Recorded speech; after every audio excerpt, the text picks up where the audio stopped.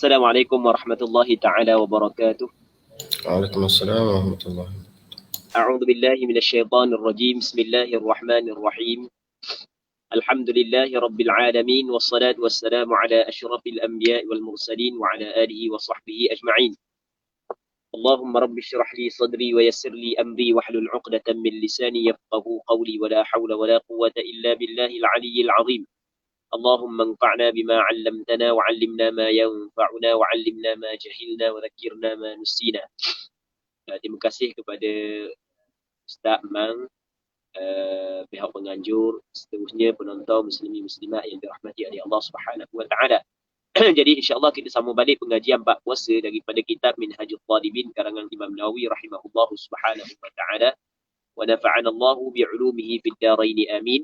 Kata Imam Nawawi rahimahullah, man fatahu syai'un min Ramadan famata qabla imkanil qada fala tadaruka lahu wala ism. وإن مات بعد التمكن لم يصم عنه وليه في الجديد بل يخرج من تركته لكل يوم مد طعام.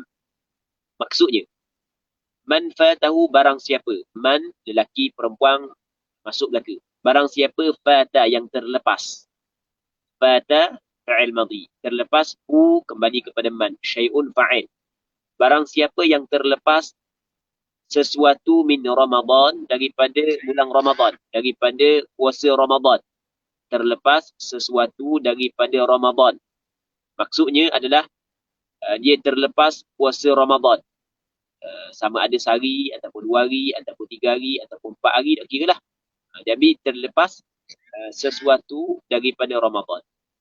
Lalu tu famata, maka mati ia, meninggal dunia qabla imkanil qada, sebelum mungkin qada, sebelum sempat qada, tiba-tiba dia meninggal dunia.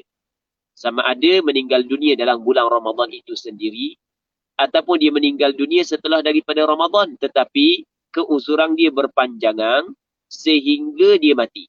Okey, kita ada dua. Qabla imkanil qada, yang pertama mati pada bulan Ramadan. Yang keduanya mati setelah daripada Ramadan, tetapi keuzuran dia berpanjangan. Hak yang mati pada bulan Ramadan sebagai contoh, orang puang ni, sebagai contoh lah, orang puang ni pada awal Ramadan dia datang haid, maka dia tidak boleh puasa, maka wajib dia kena qada balik puasa tersebut. Dia wajib dia kena qada balik. Jadi terlepas sesuatu daripada Ramadan. Katakanlah dia datang haid sebanyak 8 hari, maka wajib dia kena qada balik selama 8 hari selepas daripada Ramadan. Tiba-tiba dia mati sebelum daripada imkanil qada, yakni sebelum daripada masuk Syawal mati dah. Belum mungkin untuk qada, dia mati dulu. Baik.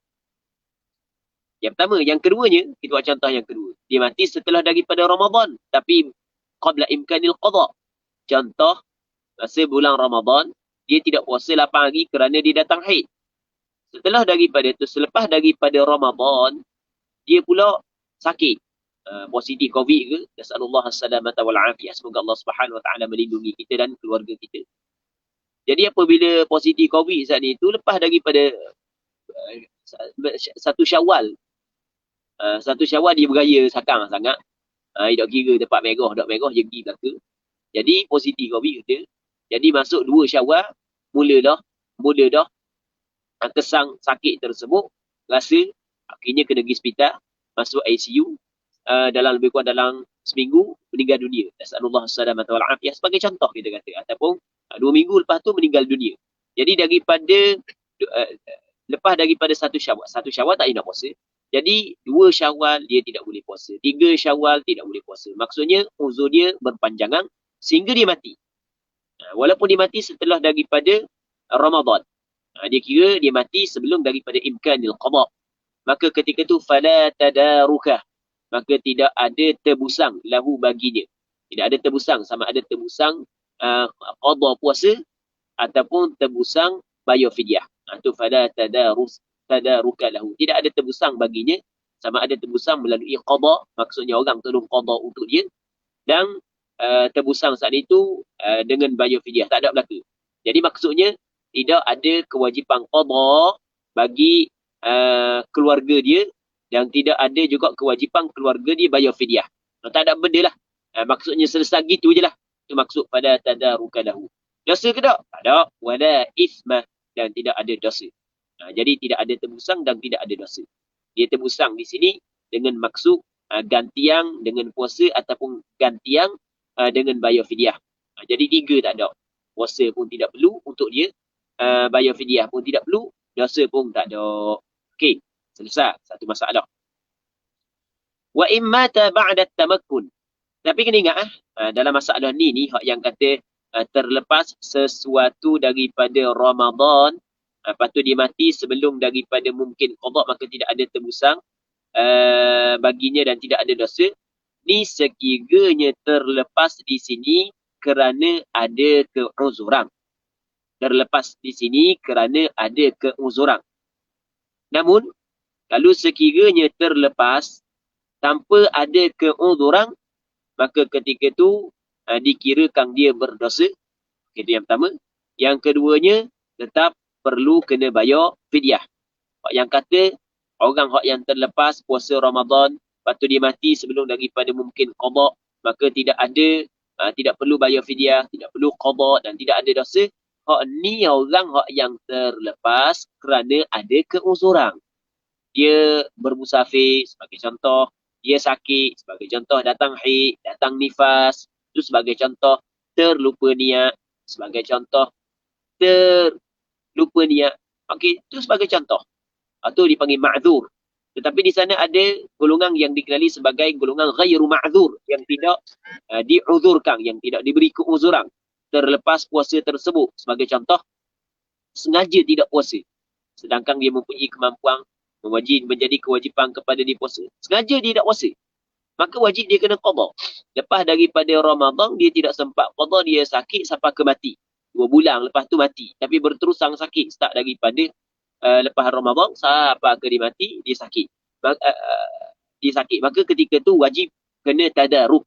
Maksudnya tetap diwajibkan kepada ahli waris dibayar fidyah.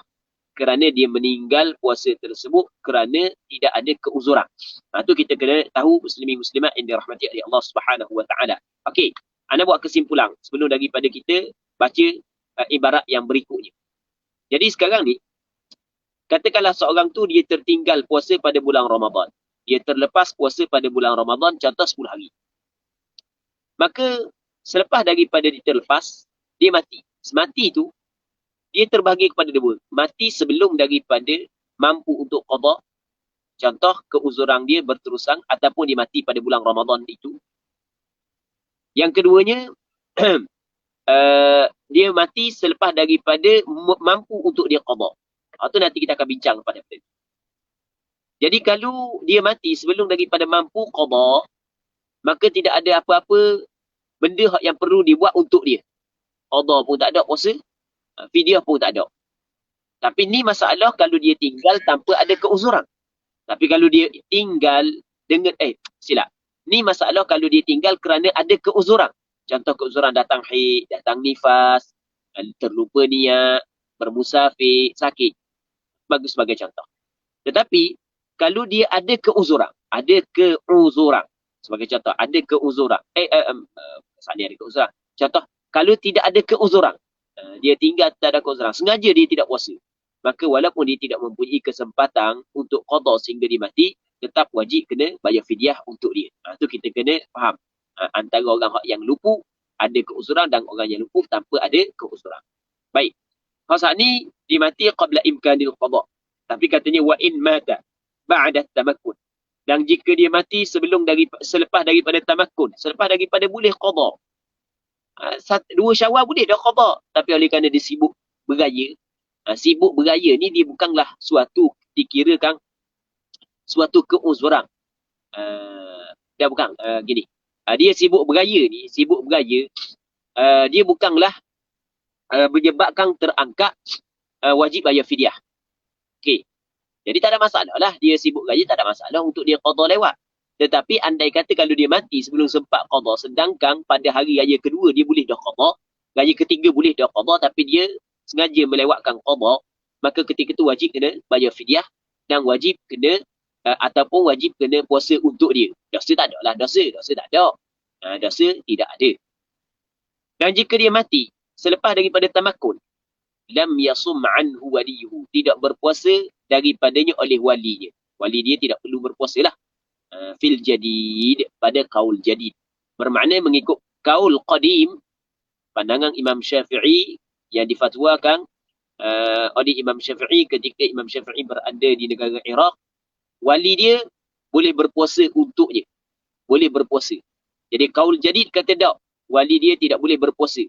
Sebab benda wali dia tidak boleh berpuasa? Kerana puasa tu dia termasuk dalam ibadah badaniyah mahdhah. Ibadat yang dilakukan oleh tubuh badan yang tuli. Jadi kita ada ibadah badaniyah dan kita ada ibadah maliyah. Jadi kalau ibadah maliyah, ibadah yang dinisbahkan kepada harta, dia boleh orang lain tolong ganti untuk kita. Tapi ibadah badaniyah, dia tidak boleh ganti.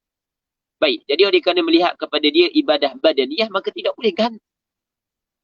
Sama dengan semayang. Semayang yang ditinggal oleh si mati, adakah orang yang hidup boleh qada? Tak boleh, sebab dia adalah ibadah badaniyah. Hanya dibebankan kepada dia. Maka orang lain nak ganti tidak dibolehkan. Dia lain daripada masalah harta. Harta boleh orang lain tolong ganti. Okey. Oleh kerana melihat kepada dia adalah ibadah badaniyah, maka kaul jadid mengatakan tidak boleh tolong puasa untuk dia. Namun qaul qadim mengatakan boleh puasa kerana di sana ada hadis yang diriwayat oleh Imam Bukhari dan Imam Muslim. Kata Nabi sallallahu alaihi wasallam, "Man mata wa alaihi siyamun shama anhu waliyuh." Barang siapa yang mati sedangkan masih lagi ada kewajipan puasa atasnya, maka wali dia berpuasa untuk dia. Okey, tu ada hadis. Tapi kaul jadid yang mengatakan tak boleh puasa saat itu, apa yang perlu dibuat adalah bal yukhriju, bukan mengeluar ia kembali kepada walinya, min tarikati, daripada harta peninggalannya, likulli yaumin, untuk setiap hari, mudda ta'am, secukup makanan.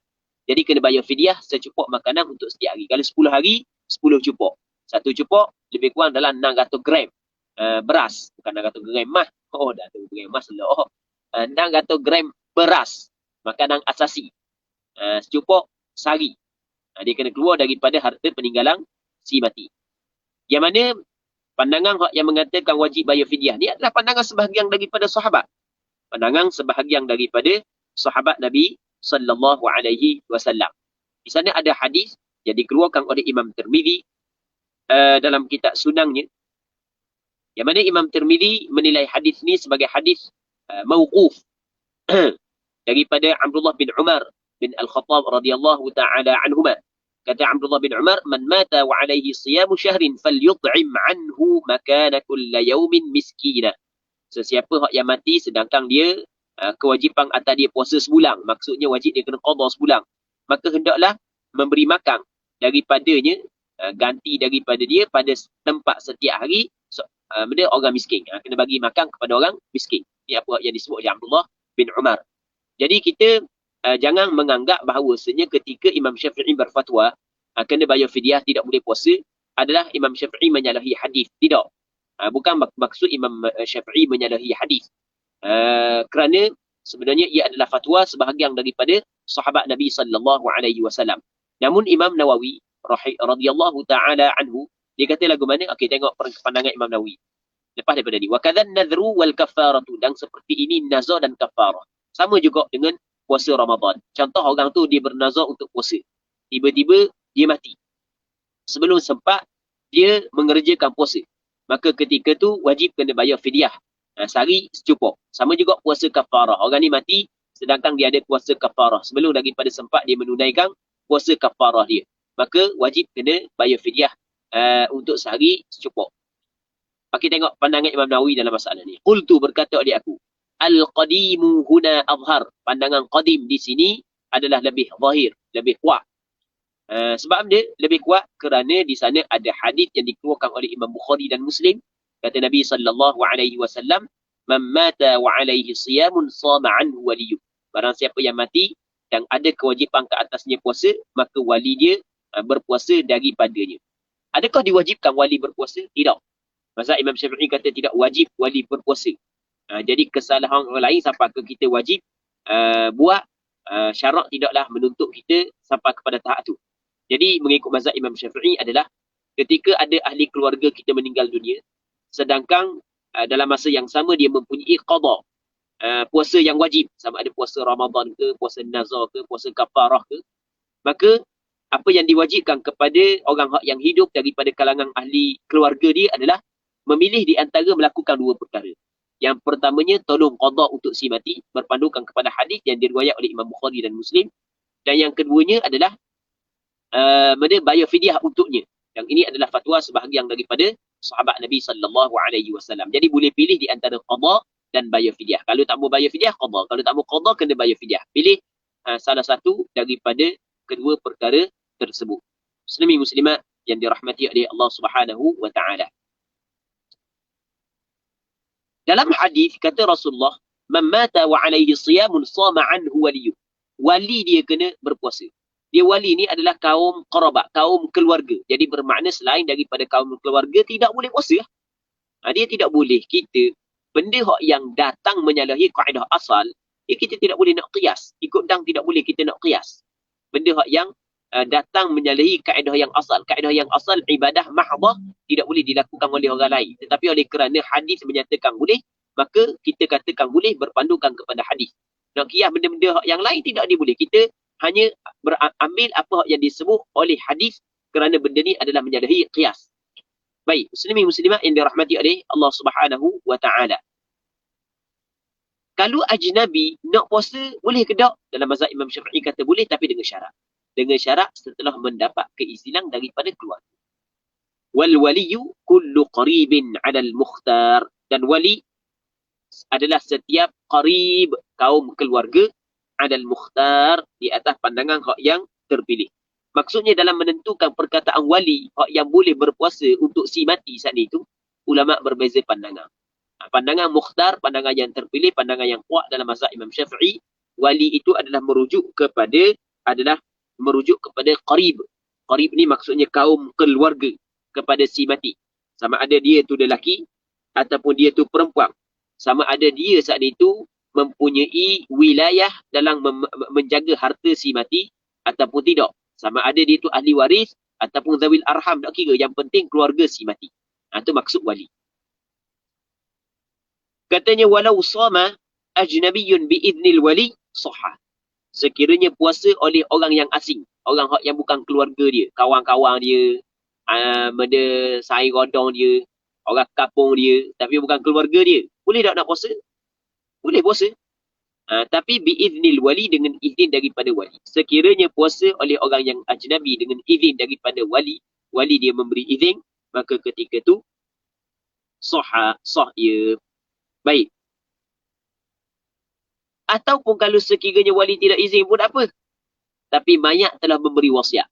Mayat telah mengizinkan dengan cara mayat telah berwasiat. Di atas ketika hidup tak boleh lagi ketika hidup. Kita sekarang ni kita ada puasa. Kita suruh orang, mu tolong qada, aku malah nak qada tahu ni. Apa aku puasa kamu mu qada? Aku hidup lagi. Tak boleh. Tak boleh. Dia tapi kalau berwasiat, mu tolong qada kalau aku mati, puasa aku yang aku ada dalam 10 hari mu qada. Lepas tu aku sikit kamu upah ataupun hadiah sumbangan kepadamu sebab mu tolong qada untuk aku. Boleh. Jadi orang lain kalau dia nak qada untuk si mati, mengikut mazhab Imam Syafi'i, dibolehkan yang pertama setelah daripada mendapat keizinan daripada wali ataupun si mati pernah berwasiat kepada dia. Habis.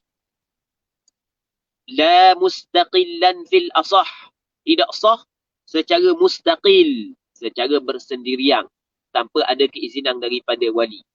Jadi kita dengar kawan kita mati. Jadi bunyi-bunyi kata ada lagi qada puasa 8 hari. Yang dia dah nak qada. Masa dia hidup tu, dia patutnya dia perlu kena qada lah. Dan dia ada kesempatan lah untuk qada. Tapi dah nak qada, mati dah. Baik. Jadi kita nak arah kepada keluarga dia apa jalan. Sebab keluarga dia jauh daripada agama. Jauh daripada agama. Jadi bab hak dunia ni memang ambil berat lah, tapi bab agama kurang ambil berat. Jadi kita kata tak apa, aku tolong qada lah 8 hari tu untuk kawan aku hak rapat pula harap keluarga dia dak dah. Sedangkan kawan dia saat itu sebelum daripada mati tidak berwasiat kepada dia. Dan dia tidak mengambil keizinan daripada keluarga si mati, maka ketika itu tidak sah puasa dia, tak jadi puasa dia untuk si mati. Itu maksud la mustaqillan fil asah, tidaklah secara bersendirian mengikut kaul asah. Katanya walau mata wa alaihi salatun, sekiranya matilah ia seorang, wa alaihi dan ada kewajipan atasnya salatun sembahyang, awi i'tikafun ataupun i'tikaf, lam yuf'al anhu wala fidyata, tidak dibuatkan daripadanya dan tidak ada fidyah. Jadi orang ni dia tinggal sembahyang kerana tertidur ke kerana terlupa, adalah 5 sembahyang yang dia tertinggal. Dia datang nak qada mati dulu. Maka adakah wajib bayar fidyah untuk dia? Tak wajib bayar fidyah. Dan adakah boleh nak qada, tolong qada untuk dia? Tidak boleh juga. Sebab sembahyang adalah ibadah badaniyah mahdah. Dia tidak boleh nak tadaruk melainkan apabila ada nas. Ketika mana tidak ada nas, maka ketika tu tidak boleh kita nak kata orang lain boleh buat. Sebab tidak ada nas yang mengizinkan melakukan perkara tersebut. Masalah puasa ada. Hak tu ada asar daripada sahabat. Masalah qada puasa ada. Masalah fidyah puasa ada asar daripada sahabat, daripada Abdullah bin Umar. Kalau qada sembahyang ada. Hak tu ada hadis daripada yang diriwayat oleh Imam Bukhari dan Muslim. Dan masalah puasa tak ada. Masalah puasa pula. Masalah sembahyang tak ada. Masalah i'tikaf tak ada. Maka tidak boleh kita nak buat kiyah-kiyah gitu, tak boleh. Jadi dalam mazhab Imam Syafi'i tidak boleh qada, tolong qada sembahyang untuk orang yang meninggal dunia, dan tidak boleh qada untuk i'tikaf orang yang telah meninggal dunia. Jadi atas dunia itu dia bernazar untuk beriktikaf. Dia bernazar untuk beriktikaf. Tiba-tiba dia sedang nak beriktikaf, dia mati. Sedang dia nak laksanakan apa yang dia nazar, sedangkan waktu ada, tiba-tiba dia mati. Maka adakah ahli waris dia boleh tolong iktikaf untuk dia ataupun tolong bayar fidyah? Tak. Tidak perlu, tidak ada kewajipan. Itu maksud walau mata wa alaihi salatun aw i'tikafun lam yuf'al anhu wala fidyata. Wallahu alam selagi kan. Wala fidyata. Katanya wa fil i'tikafi, dan pada i'tikaf qaulun, ada pandangan.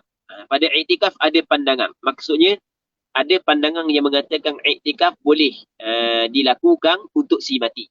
Kalau si mati ada kewajipan i'tikaf. Wallahu a'lam.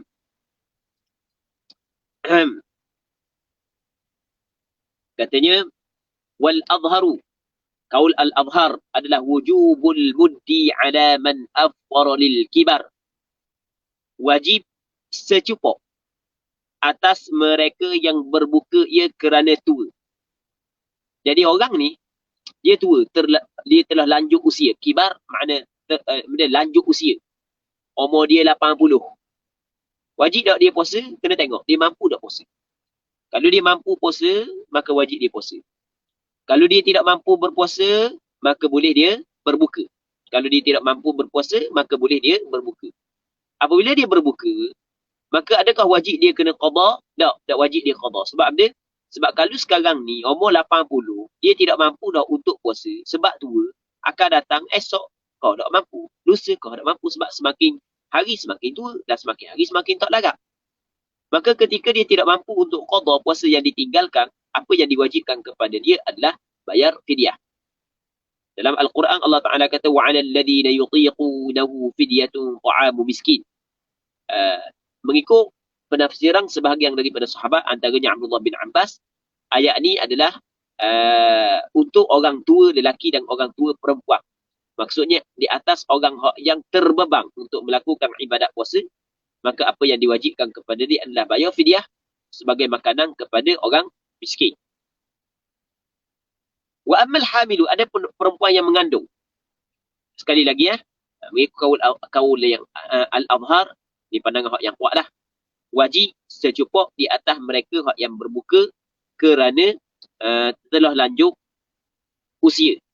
Dengan maksud orang tua hak yang tidak mampu untuk berpuasa, maka dia berbuka, cuma apa yang diwajibkan kepada dia adalah bayar fidyah sehari secukup. Dan sama juga dalam masalah ni, mengikut mazhab Imam Syafi'i adalah orang yang sakit yang tidak diharapkan sembuh. Orang yang sakit tidak diharapkan sembuh walaupun dia orang muda, dia tidak mampu untuk berpuasa, maka wajib kena bayar fidyah. Qiyas dengan orang tua. Wa ammal hamilu, adapun orang yang mengandung, wal murdi'u, dan orang yang menyusu, fa in aftarata, maka jika berbuka keduanya, khaufan ala nafsihima, kerana bimbang, kerana takut mudarat atas diri keduanya, wajib al-qada, nescaya wajib qada bila fidyah, tanpa perlu bayar fidyah. Aw 'ala al-walad, ataf pada ala nafsihima, ataupun takut mudarat di atas anak. Takut mudarat di atas anak, lazimat humal fidyatu fil adhar, lazimlah, wajib akan keduanya bayar fidyah mengikut qaul al-adhar. Muslimin muslimat yang dirahmati oleh Allah Subhanahu wa taala. Okey, kita di sana ada golongan yang dikenali sebagai al-hamil dan golongan yang dikenali sebagai al-murdi'. Al-hamil adalah perempuan yang mengandung. Al-murdi' adalah perempuan yang menyusu. Perempuan yang mengandung dengan perempuan yang menyusu, kadang-kadang dia boleh berpuasa, kadang-kadang dia tidak boleh berpuasa. Kalau dia boleh berpuasa, maka diwajibkan dia berpuasa. Tidak boleh dia berbuka. Mengandung dan menyusu, dia bukanlah alasan yang membolehkan seorang perempuan itu berbuka. Dah kalau mengandung kok, kalau menyusu kok, boleh buka lalu. Tak boleh. Hak tu salah. Hak tu salah. Muslimin muslimat yang dirahmati oleh Allah Subhanahu wa taala. Mengandung dan menyusu bukanlah dua alasan yang membolehkan seseorang itu berbuka. Kerana para sahabiat dulu mengandung. Para sahabiat dulu juga menyusu. Yang tidak ada satu nafs pun, sama ada daripada Quran ataupun hadis yang sahih, yang memberi izin kepada orang yang mengandung, orang yang menyusu untuk berbuka puasa. Okey, itu yang pertama. Yang keduanya, orang yang mengandung dan orang yang berbuka puasa, yang terbeban dengan bebanan yang berat kalau dia berpuasa. Maka ketika itu boleh dia berbuka. Jadi kalau dia berpuasa, maka lembek dia, daurah dia, ataupun menyebabkan anak dia bermasalah, kandungan dia bermasalah, maka ketika itu boleh dia berbuka. Jadi bermakna boleh berbuka ketika hal-hal yang tertentu. Ada hal-hal yang apabila dia berbuka, apa yang diwajibkan kepada dia adalah qada balik puasa tersebut. Hal tu sepakat ulama, wajib kena qada balik puasa tersebut. Sepakat ulama, 4 mazhab mengatakan wajib kena qada balik puasa tersebut. Baik. Itu yang pertama. Yang keduanya, adakah wajib dia bayar fidyah ataupun tidak? Maka kata ulama, kena tengok. Kena tengok lagu mana. Dia berbuka saat itu kerana siapa? Kalau kerana diri dia. Maksudnya sebab diri dia lah, dia tak agak, daurah sangat. Keuzuran tu atas diri dia sendiri. Maka ketika tu tidak wajib bayar fidyah. Hanya wajib qada sahaja. Namun, kalau sekiranya dia berbuka saat itu kerana bimbang anak, bimbang orang lain, bimbang kandungan dia, tak ada susu. Jadi susu gantiang tak ada juga. Kalau zaman kita, kalau tak ada susu pun, ada susu tank, susu gantiang. Itu tak ada masalah. Boleh dipakai susu gantiang, dia boleh puasa. Jadi alasan untuk berbuka kerana tak ada susu, sedangkan susu tank ada, maka itu tak boleh. Melainkan kalau dia tak ada duit untuk beli susu tank. Jadi kalau dia puasa tak ada susu dia, anak dia tak boleh nak makan. Sebagai contoh, tak boleh nak menyusu. Maka ketika tu boleh dia berbuka dan wajib dia kena bayar fidyah kerana dia berbuka kerana orang lain. Okey, yang kedua. Yang ketiganya, dia berbuka ni kerana diri dia dan kerana orang lain. Diri dia pun daurah. Lepas tu nak jaga janin pula dalam kandungan dia. Okey, maka ketika tu kata ulama, tidak wajib dia bayar fidyah, hanya wajib qada sahaja. Ini adalah pandangan yang disepakati, pandangan mazhab Imam Syafi'i. Cuma masalah bayar fidyah tu berlaku khilaf. Sehingga dalam mazhab Imam Syafi'i sendiri pun berlaku khilaf. Masalah qada, hak tu disepakati oleh 4 mazhab. Pandangan hak yang mengatakan gugur qada wajib bayar fidyah sahaja adalah pandangan hak yang cukup lemah. Tidak boleh diambil pandangan tersebut. Walaupun pandangan itu dikatakan daripada Abdullah bin Abbas, Abdullah bin Umar. Cuma kalau kita kaji daripada sudut asar, bahawasanya di sana ada asar yang diriwayat daripada Abdullah bin Umar dan Abdullah bin Abbas Yang mana kedua-duanya juga berpandangan bahawasanya wajib kena qada. Tidak memada, hanya bayar fidyah sahaja. Walaupun ada riwayat daripada keduanya bahawasanya wajib bayar fidyah sahaja. Maka apa yang lebih baik adalah kita gabung dua riwayat tersebut yang sesuai dengan pandangan majoriti ulama. Baik, orang yang mengandung dengan orang yang menyusu ni, dia tidak boleh disamakan dengan orang tua. Tak boleh sama, dia kena samakan dengan orang sakit. Orang sakit sebab orang sakit wajib kena qada balik. Faman kana minkum maridan aw ala safarin fa iddatun min ayyamin ukhra. Kalau sekiranya mung sakit, mung bermusafir, apabila mung berbuka, wajib mung kena qada pada hari-hari yang lain. Manakala orang tua dia tak ada masa dah untuk qada, sebab kau lama kau sakit, kau lama kau ada ogok, kau lama kau ada ogok.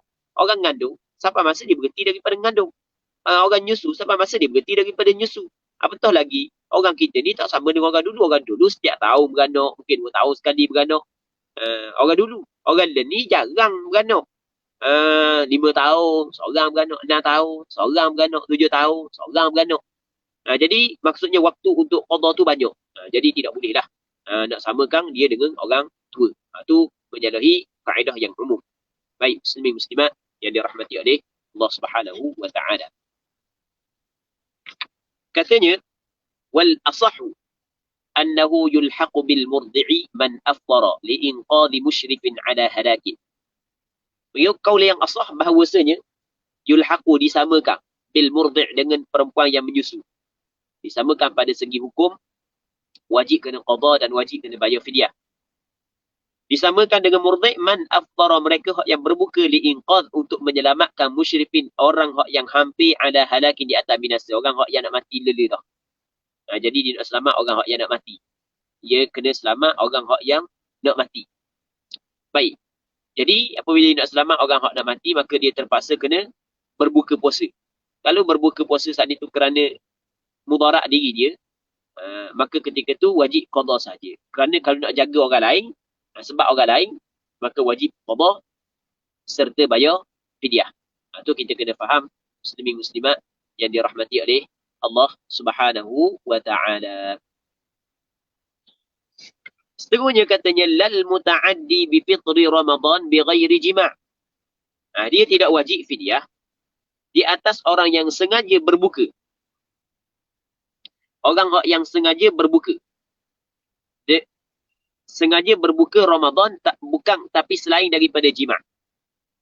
Orang yang sengaja berbuka pada bulan Ramadan sedangkan diwajibkan kepada dia berpuasa, dosa dia besar.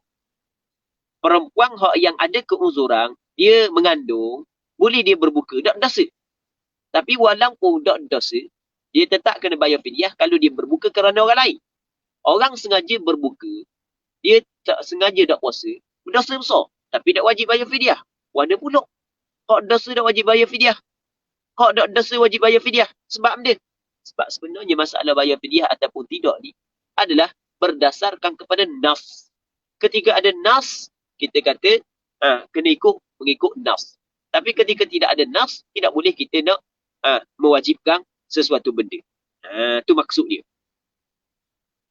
Muslimin muslimat yang dirahmati oleh Allah Subhanahu wa ta'ala.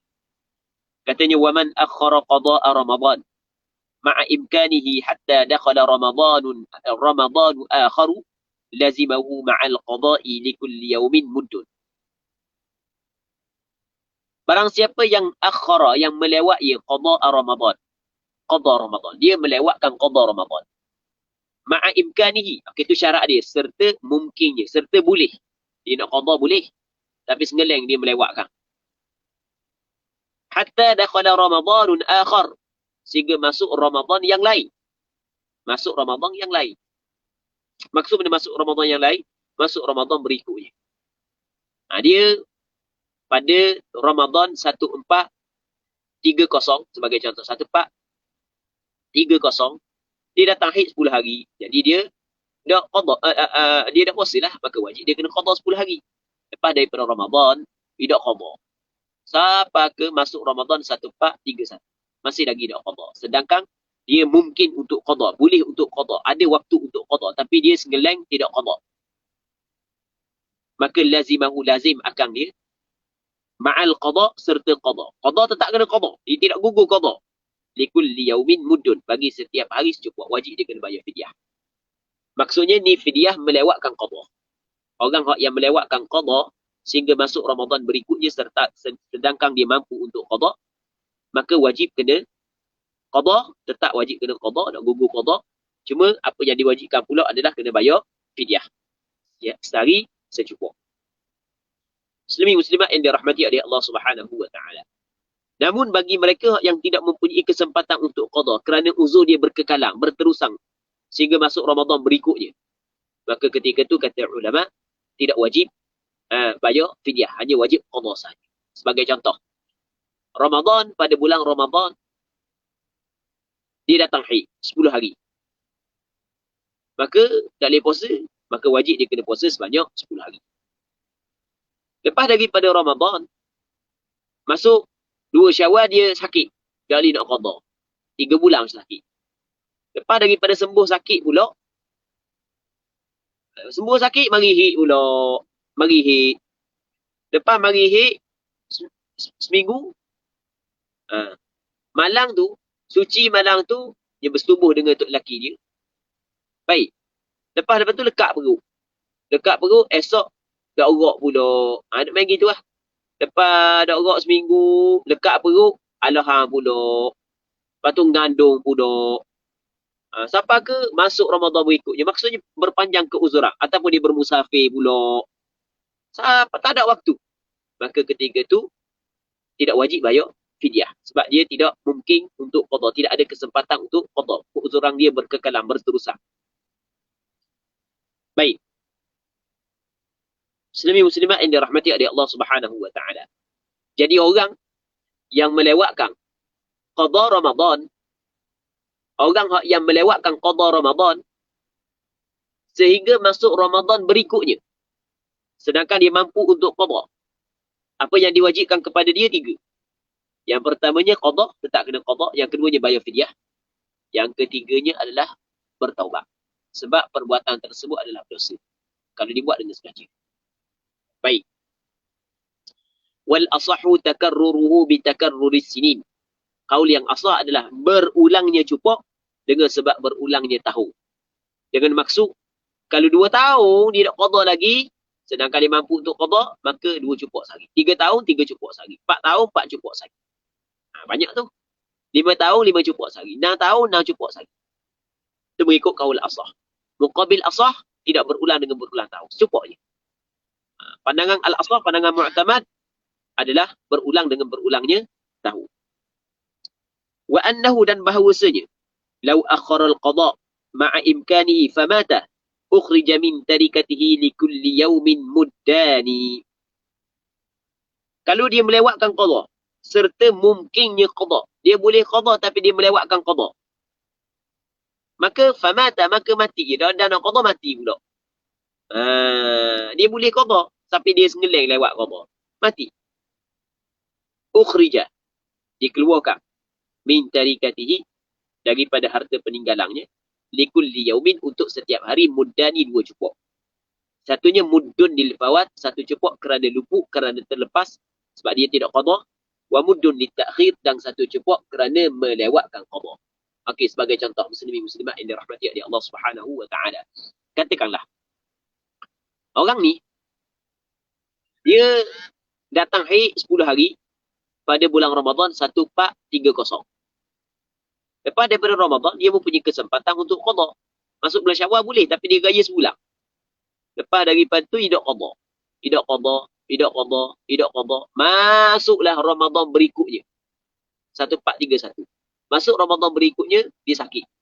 Jatuh sakit, mati. Jadi apabila mati, wajib kena bayar fidyah 2 cupok sehari. 2 cupok sehari. Baik. 2 cupok sehari. 1 cupok kerana luput puasa. Maksudnya dia tak qada, sedangkan dia mampu qada. Yang keduanya kerana melewatkan qada. Tu maksud dia. Kita ada fidyah kerana fawat, dan kita ada fidyah kerana takhir, melewatkan. Okey, habis. Wa masriful fidyati al-fuqara wal masakin. Dan saluran fidyah adalah fuqara dan masakin. Maksudnya saluran fidyah dia tidak sama dengan saluran zakat. Asnaf fidyah tidak sama dengan asnaf zakat. Kalau asnaf zakat lapang. Innamas sadaqatu lil fuqara'i wal masakin wal 'amilina 'alayha wal mu'allafati qulubuhum wa fir riqabi wal gharimin wa fi sabilillah wa ibnis sabil. Itu masarifuz zakah. Saluran-saluran yang perlu disalurkan zakat. Tapi kena ingat saluran fidyah dia tidak sama. Sebab Allah Ta'ala kata dalam Al-Quran wa 'alal ladzina yutiqunahu fidyatun ta'amu miskin. Orang yang terbeban untuk melakukan puasa, maka dia kena bayar fidyah sebagai makanan kepada orang miskin. Oleh kerana Allah Ta'ala kata miskin, maka dikhususkan fidyah tu kepada orang miskin. Manakala orang fakir dia lebih susah daripada orang miskin, maka termasuk juga dalam miskin. Jadi hanya dua golongan ini sahaja yang boleh kita bagi fidyah. Nak bagi fidyah kepada ibu tunggal tak boleh. Nak bagi fidyah kepada anak yatim tak boleh atas nama ibu tunggal, atas nama anak yatim. Melainkan anak yatim dan ibu tunggal itu adalah orang fakir miskin. Kita bagi fidyah bukan kerana dia anak yatim, bukan kerana ibu tunggal, tetapi kerana dia adalah fakir miskin. Sebab anak yatim dan ibu tunggal ada orang yang banyak duit, ada orang kaya, saka dia banyak. Baik, itu perlu kita kena perbetulkan apa yang benda kesilapan yang dilakukan oleh sebahagian daripada masyarakat kita. Walahu dan harus baginya, walahu ay wa yajuzu lahu dan harus baginya, sarfu amdadin menyalurkan cupok-cupok yang banyak itu ila syakhsin wahid kepada seorang. Jadi maksudnya kalau dia kena keluar sebanyak 50 cupok, boleh tak dia nak bagi kepada seorang je? Dia tak membagi lebih daripada seorang? Boleh, kata ulama, boleh, harus. Baik. Tetapi kalau secupok je nak bagi lebih daripada seorang, tu tak boleh lah. Jadi dia ada tinggal sehari puasa. Wajib dia kena bayar benda secupok. Secupok je lah. Jadi secupok tu nak bagi 10 orang. Boleh lah. Banyak ni seorang. Banyak ni seorang. Tu tak boleh. Secupok kena bagi seorang. Wajing suha dan jenisnya, jenis fidyah adalah jingsul fitrah. Jenis fitrah. Maksudnya kena bagi makanan asasi. Kena bagi makanan asasi. Kalau tempat kita berah, jadi kita keluar fidyah, berah. Mana keluar duit, tidak dibolehkan. Melainkan atas pandangan mazhab Hanafi. Itu pun mazhab Hanafi dia berbeza. Beberapa hukum fidyah dengan mazhab Imam Syafi'i. Baik, kalau kita nak taklid mazhab Hanafi, kita kena perbetulkan cara dia. Muslimin muslimat yang dirahmati oleh Allah Subhanahu wa taala. Faslun fi mujibi kafaratis shaum. Ini fasal pada menjelaskan perkara yang mewajibkan kafarah puasa. Jadi kita untuk pagi ni hamba kena berhenti sini dulu sebab hamba ada satu kuliah lagi. Kena sambung selalu dah.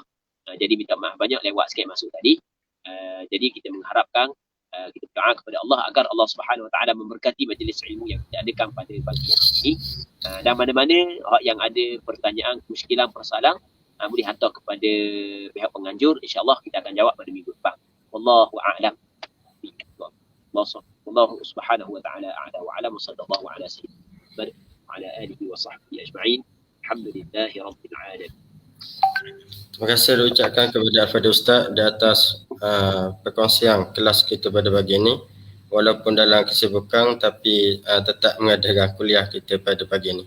Jadi terima kasih kepada semua yang join, yang share pada pagi ini. Mudah-mudahan kita mendapat manfaat dunia akhirat insya-Allah.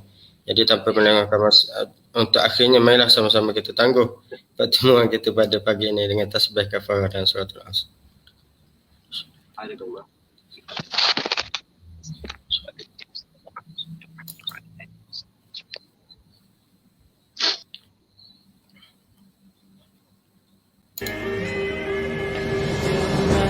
Niat yang murni atas nama Ilahi, kami terus berbakti, langkah tidak berhenti, melangkah impian terenggalu tahun iman, maju berkat sejahtera.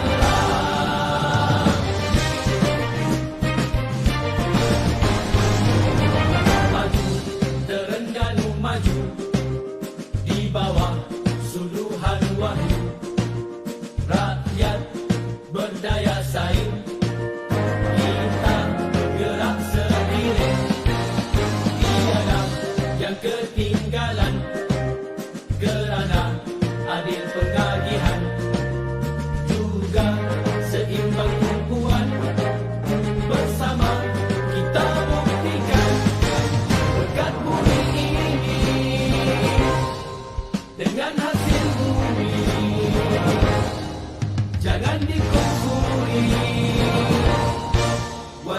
syukuri nikmat untuk semua, rahmat Maha Esa, tegakkan syariatnya, semua bahagia dan negeri akan patuh padang thayyibah wa rabbul ghafur. Sejahtera Darul Iman di bawah naungan Islam dan ihsan. Kebajikan, keadilan, kemajuan, kedamaian.